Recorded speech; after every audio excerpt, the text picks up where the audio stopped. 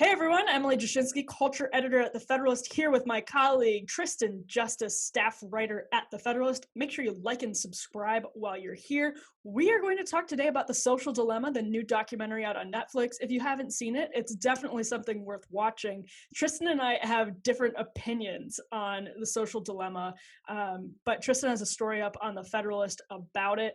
Tristan, why don't you tell us just a little bit about what your take was after watching this documentary? Yeah, so I really thought it was a fascinating documentary, and it really outlined everything that I have been telling my friends for the past 2 years now about kind of the dangers of social media, how I feel like most of my peers in DC just begun living their lives for the Instagram moment rather than for the moment. So I really thought the social dilemma really hit on a lot of things plaguing our culture today, and called it just that, a dilemma, by acknowledging all the great things technology still does. But my big takeaway from it was not only was it just accurate in so many other ways, but it omitted tech bias in the conversation when it talked about the issues of polarization. So it had this entire discussion on how our contemporary addiction to modern media today is putting ourselves into these types of echo chambers and leading to this kind of disintegration of society. But within that conversation, they said nothing about tech bias and how these big Silicon Valley operations can fundamentally change discourse and elections. Well, and on that point, another thing the documentary doesn't dwell too heavily on, and this is a documentary that's kind of probing big tech's rapid ascent and evolution. From those early days of Facebook and Google, there are talking head interviews with former employees of Facebook, Google, Pinterest, Instagram, YouTube, people from that tech world and some of those highest profile, most powerful corporations.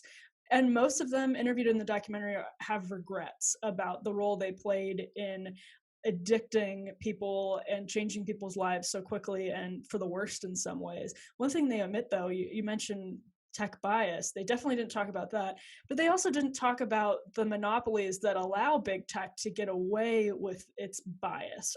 They didn't talk about antitrust issues. They didn't talk about the massive concentration of power in the hands of corporations like Google and Facebook. I mean, they talk about how powerful they are, but not in a sort of like antitrust context, which really is what allows them to get away with a lot of their bullshit. And this area is really interesting in that in our era of divided politics, which as they make the case for in the documentary is fueled by our big tech, this area in our era of polarization today is like the only place in DC where there's bipartisan consensus, where both parties believe that something needs to be done to rein in the unchecked power of big tech that just accelerated at an exponential pace. Elizabeth Warren and Ted Cruz and Josh Hawley. Yeah. Right. Now the differences are what exactly the problems are in big tech and what the remedies are, and that's where like these divides are in DC. But there's an overwhelming consensus across both parties that something needs to be done. Right. And, the thing that sort of irked me about the documentary is you have these former employees of the tech companies. I believe, one of the most compelling pieces of legislation that has been introduced as in an effort to stop big tech or rein in big tech's power is Josh Hawley, when he talks about instant scroll, when he talks about children on some of the App Store where they buy games and there's money, he's introduced some bills to address those things. And most conservatives, not most, but it's kind of splits the conservative movement. There are some conservatives who say that is a wildly overreaching law, especially from a conservative that's, getting involved in a corporation's private business in that way and taking control over a private business in that way. And there's some who are kind of all for it, as it's sort of like, screw big tech. And to me, to the extent that these apps are creating chemical addictions, that's where I think there's an arena for legislation. But something that irked me about the documentary is that it really takes away the agency of users. And users are limited in what they can do partially because of monopolization, and partially because I really believe that there are chemical addictions that are created in some of the ways that these apps are designed, and that's intentional. And there's some really helpful discussion about that in the documentary. But we are also people who can make choices for ourselves and for our children. And, it's just so easy to lose sight of that. And I wish that we had a better, more robust conversation about the chemical addiction component, because to me, that's what needs to be addressed to the extent that it exists. You're right in a lot of ways. I mean, I think this is where a little bit of knowledge can really go a long way, because I think that conversation about agency kind of gets stripped out of the discussion just because our population's so vulnerable to these chemical addictions. So you talked about the Josh Hawley bill. It's called the SMART bill, so our viewers know, and it bans different features that have been found to be addictive, such as instant scrolling and stuff like the endless refresh feeds, stuff like that.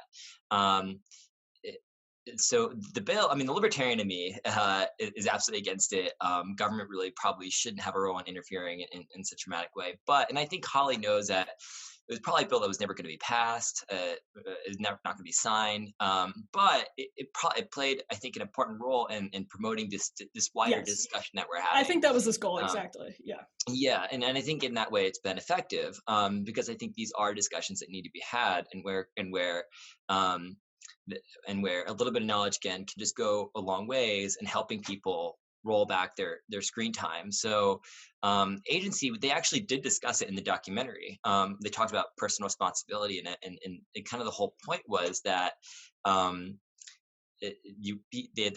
their strategies at these tech companies to hook you in, disarm you of your ability to be personally responsible and stay away from these platforms. Right, and there was discussion of it, but I think what irked me is that it still was not assigning the proper amount of agency to consumers. It's just sort of like consumers are idiots, and I mean, like, we are making our own choices, we're making our own decisions, but when the tech is so addictive that it hampers our ability to make our own decisions, that's what I'm really interested in. And some of the stuff that they're talking about is like, but it's a question, right? Like, they have a conversation about Gmail, and I think it was like a former employee at Gmail was thinking like, the goal was, how do we get people to spend more time on their email? But he's like, do we want to spend more time on our email? So then at a private company that has competitors, other people host your email address, you're now staring down the goal of making people use your product less. And this is like a really deep and rich ethical conversation, because, this is a company where people work there and feed their families. And I don't know what the distribution of, salaries to the CEOs and executives versus to the people sort of down the chain of command. I don't know.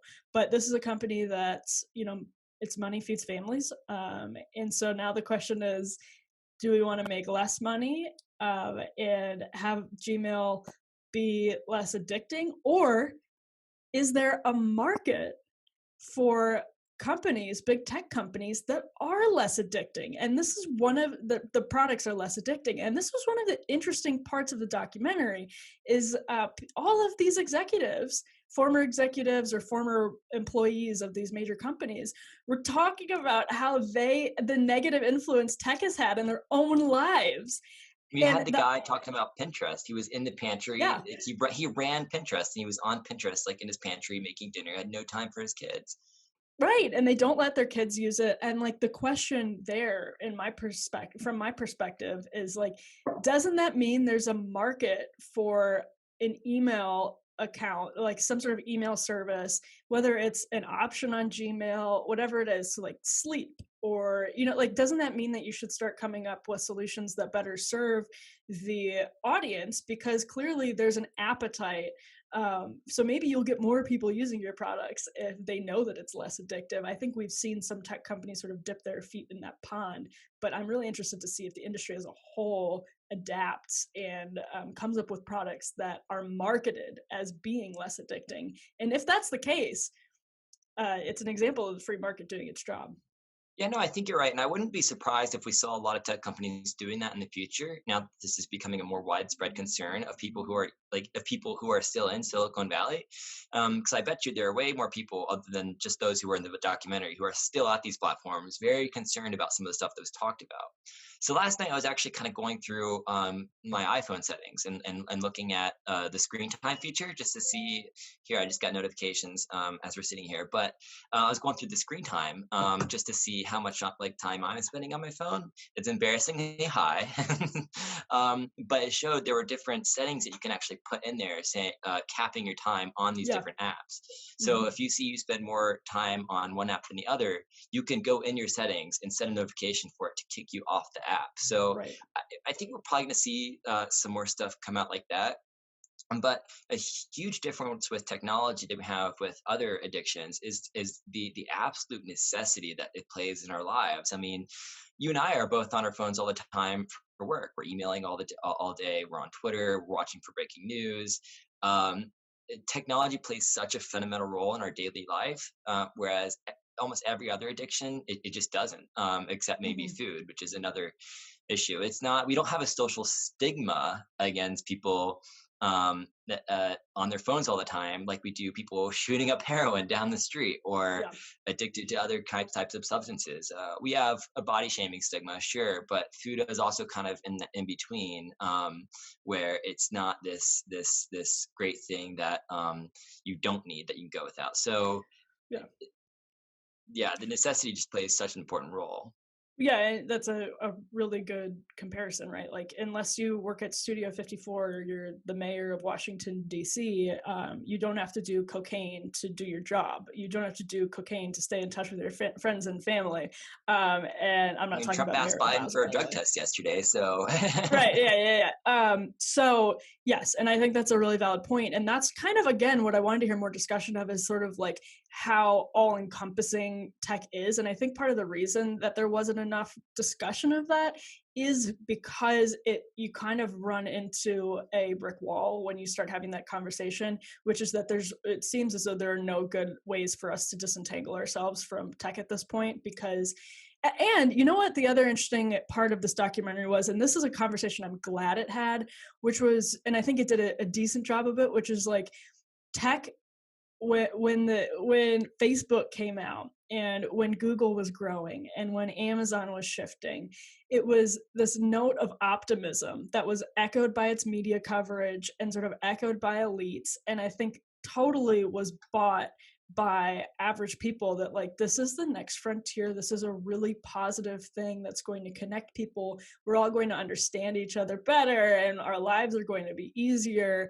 And we've just seen the opposite. And I think the conversation about that from people who used to create these products and sell these products, I thought that was really helpful.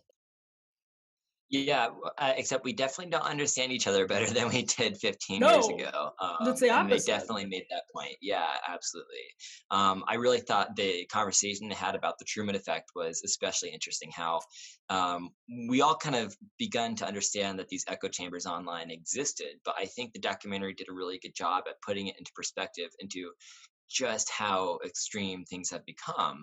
where fringe conspiracy theories have now begun to slip into the mainstream because they've continued to recruit and recruit and recruit. And so these bubbles that were kind of overlapping still, just over time, polarized. See, this is where I got frustrated. I'm glad you bring that up because I was trying to articulate this better earlier. But this is where I got frustrated with the lack of agency that they assign to people. And it is typically when big tech and opponents of big tech talk about politics. It's like, listen, media has been presented to people in various forms throughout human history. And so articles that used to be on the internet, it's totally different now. But getting those sort of popped into people's news feeds or wherever. I mean, I don't know that there's any room for like legislation there. I don't like the way people in Silicon Valley talk about um, tech's ability to influence users. Tech's like these platforms' ability is to influence. Like, do I think that Facebook or YouTube are responsible for the proliferation of QAnon? No, I don't. I think there are a lot of more important like, are there platforms hosting it? Yes. I think it's much worse for them to start censoring QAnon left and right. I think, there's so many deeper cultural issues in terms of like disenfranchisement and distrust of institutions that fueled that and that fuel other conspiracy theories. The Russia hoax is a conspiracy theory that was fueled by the media and by intense anti-Trump feelings in the electorate and in the media and in the Democratic establishment. So I guess, sometimes I think when tech talks about its users, it's in a very patronizing way. I think you're probably right in that more personal agency should be assigned to people in terms of what they're believing and what they're not in their news feeds. But this is where the omission of tech bias was so important, because these platforms that play such a role in kind of becoming these arbiters of truth, and are supposed to censor stuff that's false information or not. That's a debate that's going on right now. But now that these platforms can play that role of arbiter of truth, they're censoring narratives and viewpoints that they don't like. And so I'll cite a few examples for our listeners. We now know that from leaked emails in 2018 from Google employees that they were trying to boost the Latino turnout in 2016. And they were actually surprised in 2016 by the results that actually boosted Trump. So it backfired.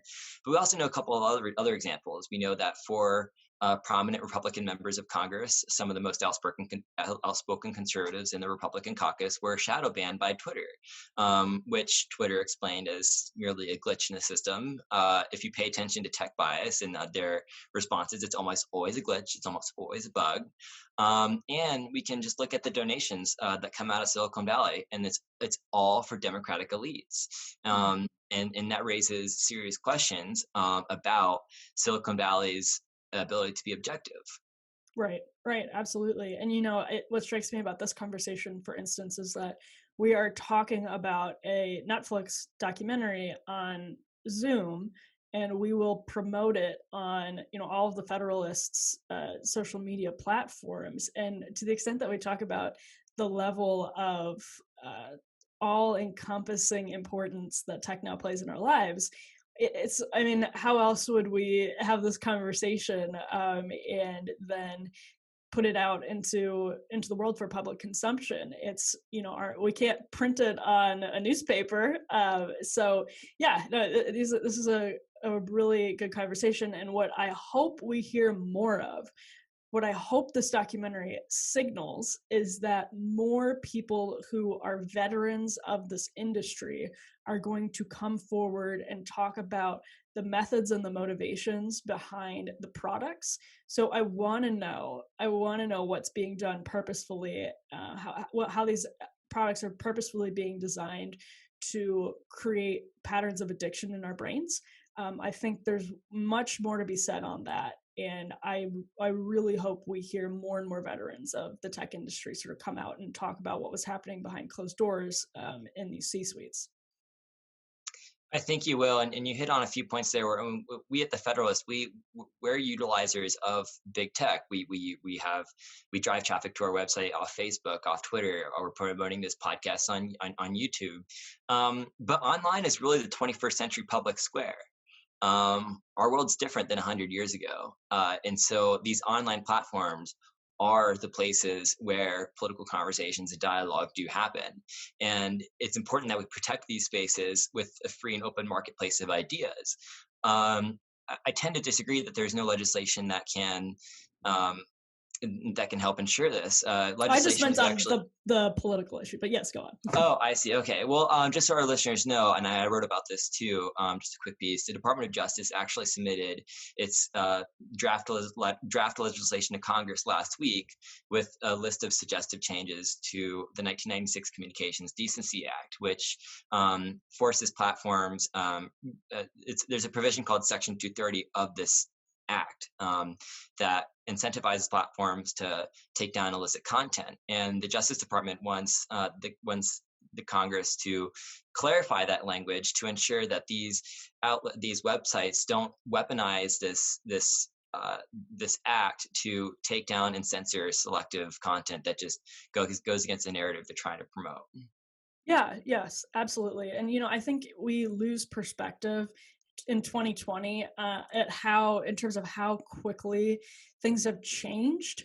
And it's easy to be like, well, Facebook has been around forever, but in the scheme of human history, social media and the technology behind it has evolved so quickly in such a short period of time that we are in the middle of the process of trying to figure out how to best live our lives in the era of these technologies. And we have not figured it out yet, but we're also still really early in this moment in human history. And so we're reeling and we're processing it and we're trying to figure it out.